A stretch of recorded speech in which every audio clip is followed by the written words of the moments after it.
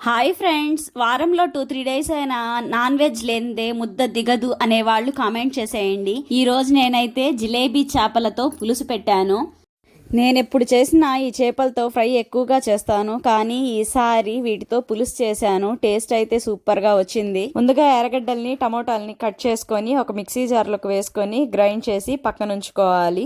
ఇప్పుడు నీట్గా క్లీన్ చేసుకున్న చేపల్లో మీ టేస్ట్కి తగ్గట్టు ఉప్పు, పసుపు, కారం, ధనియాలు, జీలకర్ర, మెంతులు, ఫ్రై చేసి గ్రైండ్ చేసుకున్న పౌడర్ని 2 స్పూన్స్ వేసుకోవాలి. మనం ఇందాక మిక్సీ పట్టుకున్న టమాటా ఆనియన్ పేస్ట్ కూడా వేసేసుకొని బాగా కలుపుకోవాలి. ఇందులో మామిడికాయ ముక్కలు, అలాగే 4 పచ్చిమిర్చి చీల్చింది వేసుకొని, అలాగే చింతపండు పులుసు కూడా పోసుకొని బాగా కలుపుకొని పక్కన ఉంచుకోవాలి. ఇప్పుడు వెడల్పాటి గిన్నె ఒకటి స్టవ్ పైన పెట్టుకొని దాంట్లో ఆయిల్ వేసుకొని, ఆయిల్ వేడైన తర్వాత ఆవాలు, జీలకర్ర, మెంతులు, కరివేపాకు కూడా వేసుకొని ఇందాక మనం కలిపి పెట్టుకున్న చేపల మిశ్రమాన్ని కూడా ఇందులో పోసేసుకొని కొంచెం నీళ్లు పోసుకొని బాగా కలుపుకొని పైన మూత పెట్టుకొని ఒక 20 మినిట్స్ ఉడికించుకొని పైనుంచి కొత్తిమీర చల్లుకొని దించేసుకుంటే ఎంతో టేస్టీగా ఉండే జిలేబీ చేపల పులుసు అయితే రెడీ అయిపోతుంది. ఒక పక్క చేపల కూర ఉడుకుతుంది, ఇంకో పక్క అయితే నేను వీటిలో మసాలా వేసి చేపలతో ఫ్రై చేయడానికి ఇలా మ్యాగ్నేట్ చేసి పెట్టేసుకున్నాను.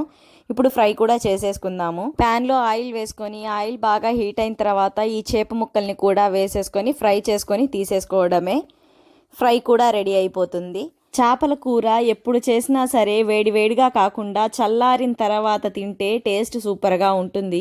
దీన్ని చల్లార్చుకొని తినాలంటే అంతసేపు అయితే మన వల్ల కాదు, అందుకని నేనైతే వేడివేడిగా ఇక్కడ టేస్ట్ చేసేస్తున్నాను. వేడివేడిగా రైస్, అలాగే చేపల కూర, చేపల ఫ్రైతో నా లంచ్ అయితే అయిపోతుంది. అవును, ఇంతకీ మీరేం తిన్నారు ఆఫ్టర్నూన్ లంచ్కి? అది కూడా కామెంట్ చేయండి. టేస్ట్ సూపర్గా ఉంది. మీరు కూడా చేసుకొని తినండి జిలేబీ చేపల పులుసు. ఇప్పుడు చేప టెస్ట్ చేద్దాం. చాలా బాగుంది టేస్ట్. మీరు చేసుకున్న తర్వాత మీకు ఈ కర్రీ ఎలా కుదిరిందో అనేది కూడా కామెంట్ చేయండి. Please subscribe.